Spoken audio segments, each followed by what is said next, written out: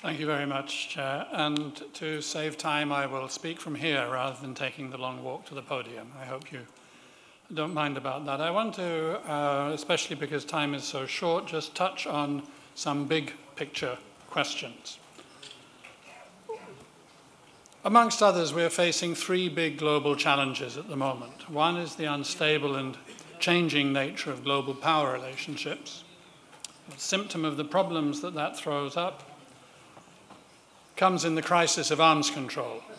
And we now face a veritable crisis of arms control, except for the fact that the word crisis in English usually implies that a turning point has been reached. And unfortunately, I don't think in this crisis of arms control we have yet reached the turning point. In other words, I think it can get worse. The second big area that we face new security challenges in the coming period is in the field of cyberspace, cybersecurity, the relationships that we have in the virtual world. The virtual world, the cyber world, is both terrestrial, because cables pass over territory or undersea, under territory, and it is also in outer space. And the third area of huge challenges that we face is the continuing impact of climate change and of other kinds of environmental deterioration. If you are not paying attention to the flood of scientific reports that is coming out, really at the rate of 1 or 2 a month, that confirm how serious the environmental challenges which this world faces are, if you are not paying attention to them, then you are missing a very, very important point.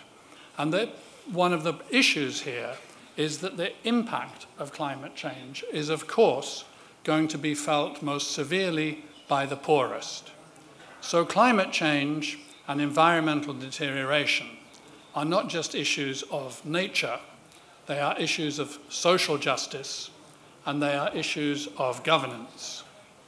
And the reason why I stress these is because one of the things that I want to say is that hybrid warfare as such is not new.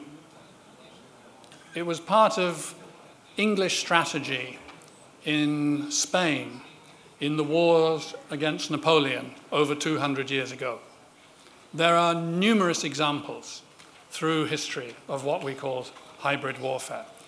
But the means of hybrid warfare and the context are changing and are changing dramatically.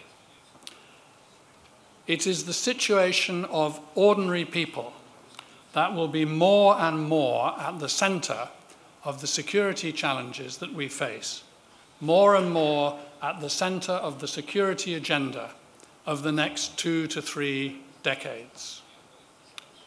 Western Europe received a foretaste of what is possible and shivered when it faced the outflow of refugees from Syria, Afghanistan, and Somalia in 2015 and 2016. And that is as nothing compared to the numbers of people who may be on the move over a much longer period of time as the impact of climate change and declining biodiversity takes effect. To address these problems, changing global power relationships and the crisis of arms control, challenges in cyberspace, and the impact of environmental change, we need strong international institutions and unprecedented degrees of cooperation. And the particular challenge we face today is that just as we have a rising need for cooperation, we have an apparently declining appetite for it. And in this, despite all the rhetoric, I do not exonerate any one of the 3 major powers of the world today. The USA, Russia, and China all take, as great powers normally do, selective approaches towards international law, cooperation, and international institutions. That is the behavior you expect from great powers. The problem is the times are changing. And if international political business as usual continues while the context changes in a revolutionary way, then we will face a lot of trouble. Force will remain a part of national and international security, I am sure, but the shape that force takes can and will change. Indeed, it's changing already, as we've already heard with the cyber world. But true security lies in finding a relationship that is not simply based on force, that is not primarily based on force, but is primarily based on cooperation and working together in international institutions. Thank you very much for your attention.